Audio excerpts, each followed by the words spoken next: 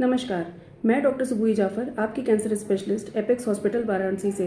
जैसा कि हम सभी जानते हैं कि अभी हमारा ट्रीटमेंट जो है, किसी भी बीमारी का ट्रीटमेंट, स्पेशली कैंसर का ट्रीटमेंट बहुत ही एडवांस हो गया है। हमारे पास रेडियोथेरेपी की लेटेस्ट टेक्निक्स हैं, सर्जरी के बहुत अच्छे अच्छे ऑप्शंस हैं, जिसमें हम मिनिमल एक्सेसिव सर्जरी करके या फिर बहुत ही clear margin with plastic surgery ये सब हम कर सकते हैं। प्लस हमारे पास कीमोथेरेपी के ऑप्शन है, हमारे पास इम्यूनोथेरेपी है, टारगेटेड थेरेपी है, ऐसे करके तमाम तरह की चीज़ें हैं जिससे हम कैंसर को क्योर कर सकते हैं। बट अभी भी जो मैं ओपीडी में देख रही हूँ, हम कहाँ लैग कर रहे हैं, दैट इज़ अवेयरनेस। पेशेंट्स को कई बार पता ही नहीं होता कि वो किस तरह की बीमारी से जूझ रहे हैं, या उनको पता ही नहीं होता कि इसका इलाज पॉसिबल है। तो पहली चीज़ तो कि कैंसर इनक्योरेबल नहीं है। अगर हम किसी भी कैंसर को अर्ली स्टेज में डिटेक्ट करते हैं, लाइक स्टेज 1 और 2, तो ये ऑलमोस्ट कम्प्लीटली क्योरेबल होता है। 95 to 96% केसेस में ये क्योर हो जाता है।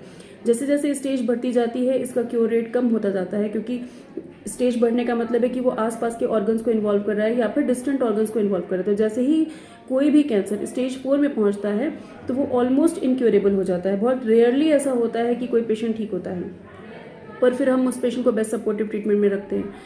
तो जो मेरा कंसर्न है, इस डॉक्टर्स डे पे मैं आपसे डिस्कस करना चाहती हूँ about awareness and about the thing that cancer is not incurable. तो अवेयरनेस की जहाँ तक बात आती है, तो हम बात करेंगे आज 4 मोस्ट कॉमन कैंसर्स के बारे में: breast, oral cavity, cervical cancer and lung cancer. तो सबसे पहले ब्रेस्ट कैंसर के बारे में बात करते हैं। तो सिम्टम्स क्या क्या होते हैं, कब हमें जाके डॉक्टर को मिलना है। तो अगर सबसे मोस्ट कॉमन सिम्टम तो ये होता है कि आपके ब्रेस्ट में कोई एक लंप है, कोई एक गांठ है, जिसका साइज या तो कॉन्स्टेंटली उतना ही बना हुआ है या उसका साइज बढ़ता जा रहा है। उसको आप छुएंगे तो आपको बिल्कुल स्टोनी हार्ड जैसी कंसिस्टेंसी फील होगी, या फिर जब वो और बढ़ने लगता है तो वो निपल को अंदर की तरफ खींच सकता है, या फिर पूरे ब्रेस्ट को ही अंदर की तरफ खींच सकता है, या उस पर्टिकुलर ब्रेस्ट का साइज बड़ा हो सकता है, या उस तरफ की जो ब्रेस्ट है उसकी स्किन ऑरेंज पील अपीयरेंस दे सकती है, जैसे संतरे का छिलका होता है वैसी अपीयरेंस हो सकता है। प्लस बगल में आपको गांठ मिल सकती है, या फिर निपल से किसी तरह का डिस्चार्ज आ सकता है, ग्रीन या ब्लड का डिस्चार्ज हो सकता है। तो ये कॉमन सिम्टम्स होते हैं जो कि इशारा करते हैं कि किसी भी पेशेंट को ब्रेस्ट कैंसर हो सकता है। दूसरा, अगर हम बात करते हैं ओरल कैविटी कैंसर की, तो उसमें क्या होता है कि लोग छाले को इग्नोर कर देते हैं, सोचते हैं कि छाला ही तो है, ठीक हो जाएगा। बट अगर कोई छाला 15 दिन हो गया, वो ठीक नहीं हो रहा है, या ठीक होने के बाद दोबारा उसी जगह पे हो जा रहा है, या फिर आपको खाने निगलने में कोई परेशानी हो रही है, या आपकी आवाज़ में कोई बदलाव है, या कान में दर्द जा रहा है, या फेस या सिर के किसी एक पर्टिकुलर हिस्से में दर्द जा रहा है, या गले में आपको गांठें आ रही हैं, तो ये सब चीज़ें इशारा करती हैं कि आप ओरल कैविटी कैंसर से जूझ रहे हैं। तीसरा, हम बात करते हैं सर्वाइकल कैंसर। सर्वाइकल कैंसर जो होता है, दैट इज सर्विक्स का कैंसर होता है, बच्चेदानी का मुंह का कैंसर होता है। इसमें जो मोस्ट कॉमन सिम्टम जिसके साथ पेशेंट प्रेजेंट करता है वो होता है फाउल स्मेलिंग डिस्चार्ज, एक फिशी ऑर्डर के साथ डिस्चार्ज होता है। प्लस इसमें जो सेकंड मोस्ट कॉमन सिम्टम होता है वो होता है पोस्ट क्वार्टल ब्लीडिंग, मतलब जब भी आप अपने हस्बैंड के साथ ये कॉन्टैक्ट बनाएंगे उसके बाद ब्लीडिंग होती है, या फिर इंटरमेंस्ट्रुअल ब्लीडिंग, आपके पीरियड्स आके खत्म हो गए फिर बीच में कभी ब्लीडिंग हो गई, या फिर पोस्ट मेनोपॉजल ब्लीडिंग। हालांकि पोस्ट मेनोपॉजल ब्लीडिंग जो होता है वो ज़्यादा कॉमनली एसोसिएटेड होता है एंडोमेट्रियल कैंसर से, बट कभी कभी ये सर्वाइकल कैंसर में भी प्रेजेंट होता है।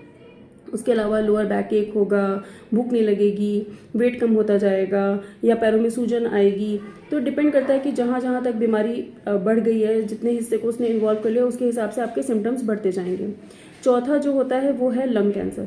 लंग कैंसर में क्या होगा, पेशेंट को खांसी आएगी, बिना बात की खांसी आएगी, मतलब जुकाम नहीं है, बुखार नहीं है, लेकिन खांसी आएगी, थकान रहेगी, सांस फूलेगी, या फिर इसके साथ खांसी के साथ आपका ब्लड आ सकता है, बलगम के साथ ब्लड आ सकता है, वजन कम होगा, छाती में भारीपन लगेगा, खिंचाव लगेगा, दर्द हो सकता है।